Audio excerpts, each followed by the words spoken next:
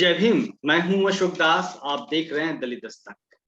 Sindhu border पे जो घटना घटी है, जिसमें एक लखबीर सिंह नाम के एक व्यक्ति को जिस तरीके से मार डाला गया, लटका दिया गया, निशंस तरीके से, बिल्कुल एक क्रूरता कहेंगे उसको, क्रूरता की पराकाष्ठा होती है। जिस तरीके से तस्वीरें आ रही हैं सामने, उसने पूरे देश को झकझोर दिया है। मृतक व्यक्ति जो लखबीर सिंह हैं, वह दलित समाज से ताल्लुक रखते हैं, अनुसूचित जाति से ताल्लुक रखते हैं।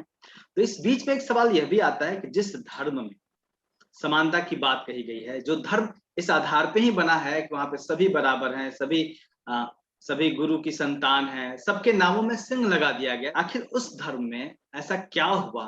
कुछ लोग इतने उग्र क्यों हो गए कि एक व्यक्ति को मार डाला गया?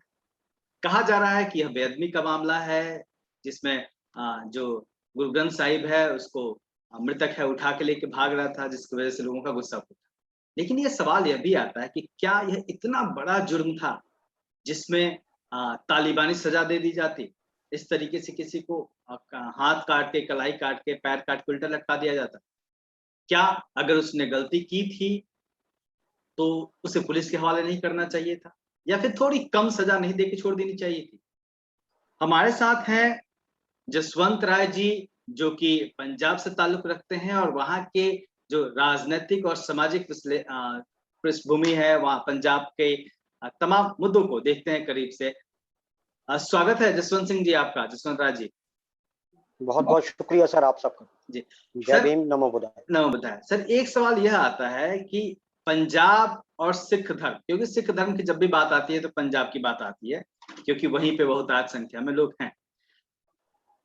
पंजाब के भीतर इस घटना के बाद एक सवाल उठ रहा है कि सिख धर्म की स्थिति क्या है, दलितों की स्थिति क्या है, और जो दलित खुद को पंजाबी कहते हैं, सिख धर्म के भीतर बताते हैं, उनकी स्थिति क्या है? जी सर। जो उस समय देश के अंदर धर्म चल रहा था, जो देश के अंदर धार्मिक व्यवस्था चल रही थी, उसके ऊपर एक चोट करते हुए उन्होंने जितने धर्म, चाहे वो हिंदू धर्म था, चाहे वो मुस्लिम धर्म था, चाहे वो ईसाई धर्म था, जहाँ और कोई भी ऐसे धर्म जिनको लोग मानते थे, उन सब के बारे में उन्होंने जब सोचने के बाद एक नए विषय के ऊपर लोगों को जो है अपने विचार देने शुरू किए। वो विचार ये थे कि हम सब बराबर हैं, हमें सबके साथ बराबर का सलूक करना चाहिए, और सबसे बड़ी बात, सरबत का भला हुआ है, उसके साथ सभी लोगों को एक ही पंक्ति में बैठने का प्रबंध किया हुआ है कि जब लोग पंक्ति में बैठेंगे, उनके जो शोल्डर हैं वो भी एक दूसरे के साथ लगेंगे, उनके जो घुटने हैं वो भी एक दूसरे के साथ लगेंगे। मतलब जो पहले एक दूसरे को टच करने वाला पार्ट भी नहीं था, वो भी एक दूसरे के साथ सट के बैठेंगे। और इसके साथ था आगे कि लोगों के लिए जो लंगर का प्रबंध है वो भी बराबर बैठ करके, जमीन के ऊपर एक लेवल पे बैठ करके, चाहे वो कितना बड़ा आदमी है, किसी भी जाति का है, वो सभी लोग एक जगह पे बैठ के, एक पंगत में बैठ के वो लंगर खाने का प्रबंध,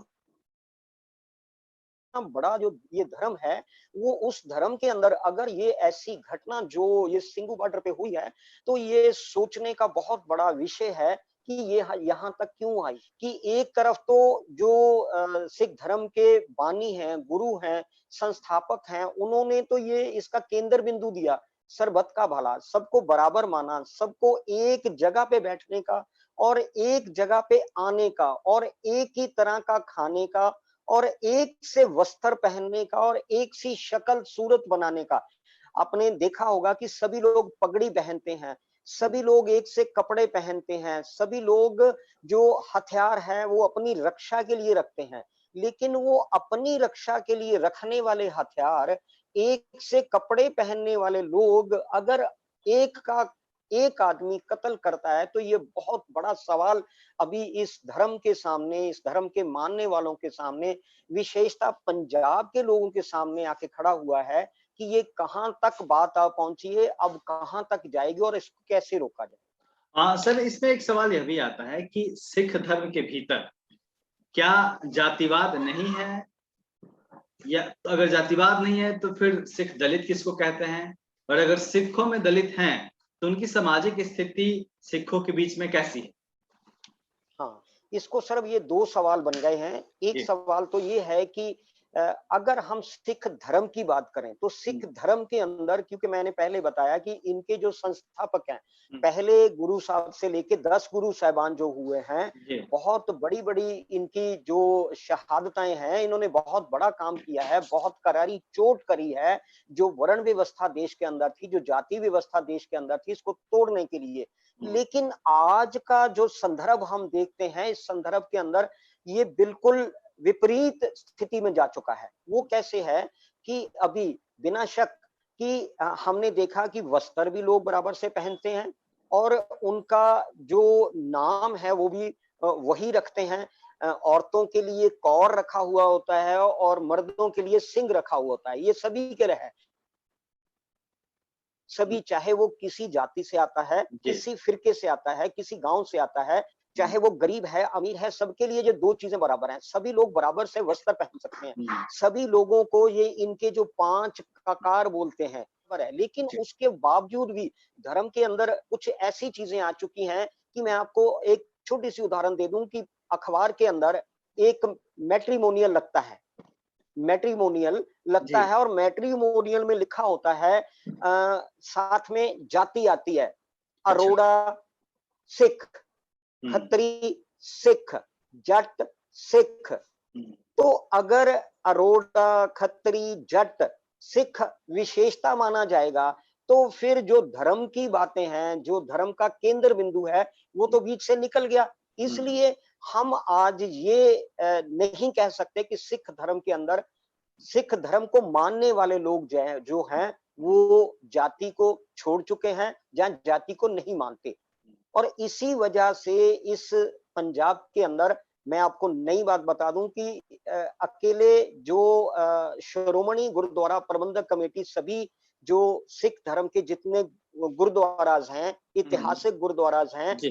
उनके प्रबंधन करती है। लेकिन उनके प्रबंधन के साथ पूरे पंजाब के अंदर कुछ डेरास बने हुए हैं। अच्छा। कुछ संत अपने लेवल के ऊपर अपना अपना वो डेरे चलाते हैं। तो वो श्रोमणी गुरुद्वारा के प्रबंधक कमेटी के कंट्रोल में नहीं आते हैं। ये बिल्कुल ठीक है कि वहां भी वो जो गुरु ग्रंथ साहब है, वहां भी उनकी ही पूजा की जाती है, वहीं से लोगों को जो है बताया जाता है। लेकिन दोनों के अंदर बहुत बड़ी भिन्नता है। वो भिन्नता ये है कि श्रोमणी गुरुद्वारा प्रबंधक कमेटी ने मानने वालों के लिए एक कोड ऑफ कंडक्ट बनाया हुआ है कि ये ऐसे करना है, ये ऐसे करना। लेकिन वो कोड ऑफ कंडक्ट जो है, वो मॉडल कोड ऑफ कंडक्ट, वो इन डेरों के अंदर बिल्कुल नहीं मतलब फॉलो किया जाता। अच्छा। इसका मतलब कि दो तरह की संस्थाएं चल रही हैं। तो डेरे एक कैसे तो अलग है? डेरे कैसे अलग हैं और डेरे किन लोगों ने बनाए हैं? हाँ, डेरे किन लोगों ने बनाए हैं, कैसे अलग हैं? ये इसमें कुछ जो लोग, दो तरह के लोगों ने ये बनाए हैं। एक तो वो लोग हैं जिनको कभी जब वो गुरुद्वारा में जाते हैं तो उनके साथ वहां भेदभाव हुआ, उन्होंने महसूस किया, तो उन्होंने जरूरत तो फील करी कि मैं भी सिख धर्म में हूँ, मुझे भी सिख धर्म में रहना है, सिख धर्म बहुत अच्छा है। लेकिन यहाँ जो कॉमन गुरुद्वारा साहब है, इसके अंदर आने से मुझे वो जो महसूस होना चाहिए, उसके विपरीत महसूस हो रहा है। तो उन लोगों ने बनाए हैं। एक वो लोग हैं जिन लोगों ने अपनी प्रतिष्ठा बनाने के लिए वो जो कोड ऑफ कंडक्ट बनाया है श्रोमणी गुरुद्वारा प्रबंधक कमेटी ने, उससे बाहर निकल करके अपनी प्रतिष्ठा को बनाए रखने के लिए उन्होंने भी ये डेरे बनाए। मतलब दोनों तरह के लोगों ने डेरे बनाए हुए हैं। तो क्या एक बात सुनने में आती है कि जो डेरे से जुड़े हुए लोग हैं वो अधिकतर जो शेड्यूल कास्ट कम्युनिटी के लोग हैं वो जुड़े हुए होते हैं? जी, बिल्कुल। मैंने पहले बताया कि जो लोग जब ये मेन गुरुद्वारा में जाते हैं तो उनके साथ वैसा व्यवहार नहीं होता जैसा व्यवहार सिख धर्म के अंदर होना चाहिए। तो उसी वजह से फिर वो लोग जो है सिख धर्म को तो नहीं छोड़ते। सिख धर्म की जो परंपराएं उनको अच्छी लगती हैं, लेकिन वो फिर उन गुरुद्वारों में जाने की बजाय वो ये डेरास जो हैं, उन्हीं डेरास के अंदर ये इसी वजह से पंजाब के अंदर ज्यादा डेरे जो हैं बने हैं। तो सर ये जब नाम एक है नाम के पीछे सिंह लगा है सबके, सबने पगड़ी पहन रखी है, औरतों के नाम के पीछे कौर लगा है, तो फिर ये भेदभाव होता कैसे है, पता कैसे चलता है?